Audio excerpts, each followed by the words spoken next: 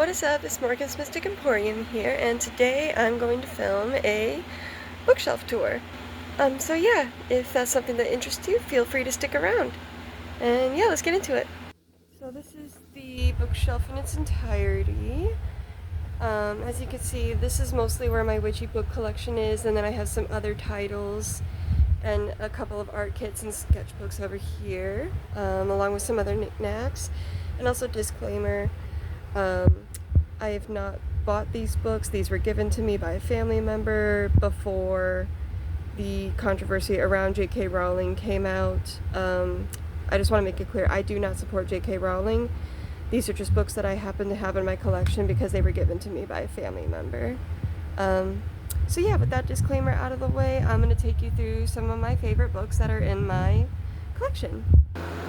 So the first book I want to talk about is this one, A Witch's Complete Guide to Self-Care by Theodosia Corinth. And I like this book because it goes through a lot of meditations, some kitchen magic. As you can see, I believe this is a recipe for a simmer pot. And yeah, and then there's some other pages on here and chapters that talk about astrology, tarot, I already mentioned meditation, cleansing. There's some pages here on cleansing, and this page goes over how to build a community and finding your people. So yeah, I really liked this book because it really helped with learning how to take care of myself spiritually and how to look for, my community, my friends, my people, my tribe, if you will. And so yeah, on to the next book. And this is A Witch Alone by Marion Green. I bought this book at, I believe it was an antique shop I bought this book at, and I really liked this book because I started my practice solitary without any coven or anything, and learning how to find my own way as a witch who started out on a solitary path. This book helped me a lot with that. So yeah, if you are a solitary witch looking to form your craft on your own, I recommend this book. And the other book in my collection that I really like to talk about and use is Scott Cunningham's Encyclopedia of Magical Herbs. Now, I don't read a lot of Scott Cunningham's works, but this one I really do like because it helps reference uses and associations with a whole slew of herbs. As you can see, this book is about, if I can flip to the pages beyond the index, one moment, sorry, I'm doing this one-handed. Here we go. This book is over 273 pages long. So yeah, it's well over 300 pages long actually. And yeah, this has a whole slew of herbs and their associations, which is really helpful to me as I do use herbs a lot in my spell casting. And this is Witchcraft in Illinois, A Cultural History by Michael Clean. I loved this book because it took me through the history of witchcraft and its practice in my home state of Illinois.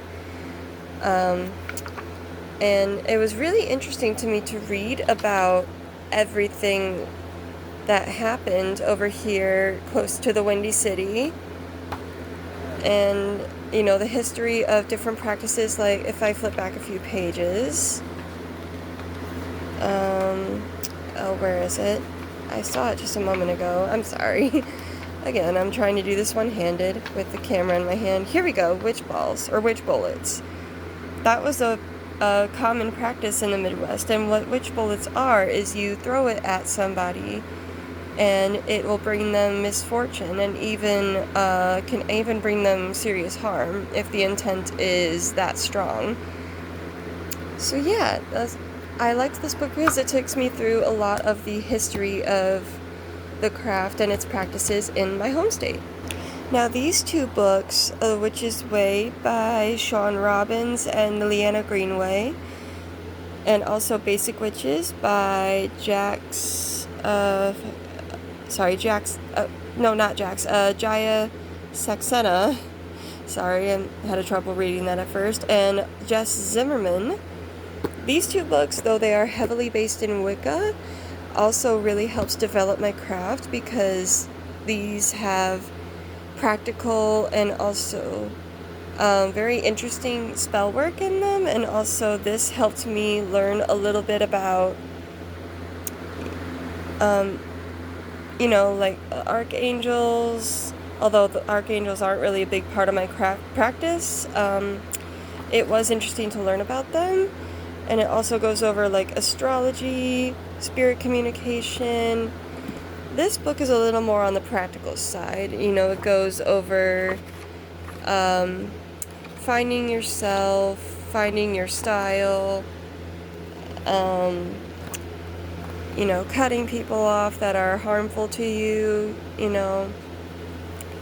So even though this book is a little bit more on the practical side, it was still a very interesting read and still taught me a lot of valuable lessons. So yeah, that's The Witch's Way and Basic Witches. Celtic Magic by DJ Conway was also a very interesting read. Again, a little more based in Wicca, but did teach me a lot about magic as it is practiced in Ireland, Scotland, and Wales, which is where my ancestry partially comes from on my father's side. And yeah, this also taught me a lot of different spells that I didn't really know about before reading this book. For example, there's a spell here involving an apple that will help you get rid of wards. And as you can see, I annotated in this book a bit. I wrote this annotation in here because I personally choose not to target any specific individuals in love spells. I do love attraction spells. But yeah, that's just my personal take on it. No judgment to anyone who thinks or believes otherwise. And yeah, this also taught me about the Celtic Ogham alphabet, I believe it's called, and that was also very interesting to find out about. And yeah, that is Celtic Magic by DJ Conway. Now, the rest of these books aren't really witchcraft associated. These are just other books in my collection that I actually really like. For example, the Ruby Red Trilogy is about a time-traveling teenage girl, and I really liked these books. If you have not read them, highly recommend. And of course, we have the Divergent series by Veronica Roth. Very interesting read. Be prepared to bawl your eyes out in this final book, just saying. Bring tissues when you read this book. You've been warned. And also, of course, The Hobbit by J.R.R. Tolkien. Love this book and the movies that the book was based on. Sorry, stumbling over my words again. Love this book and the movies based off of this book. Very, very good book. And also Safe Haven by Nicholas Sparks. This is one of my favorite Nicholas Sparks book. I was a very avid Nicholas Sparks reader in my high school era. I love this book. It's about a young woman who is fleeing from her abusive ex-husband, and she finds love in her new home, and I believe it takes place in South Carolina. But yeah, she finds love, meets a widowed father of two, and yeah, that's Safe Haven. There's also, of course, The Lord of the Flies and Catcher in the Rye. I came into these books because they were part of my high school English class curriculum, but I still held on to these because I realized that these books still had important messages to teach, and yeah, I still read them from time to time. And yeah, that is an overview of some of my favorite books on my bookshelf. If you enjoyed the video, feel free to like it. If not, that's okay, and I will see you in the next one.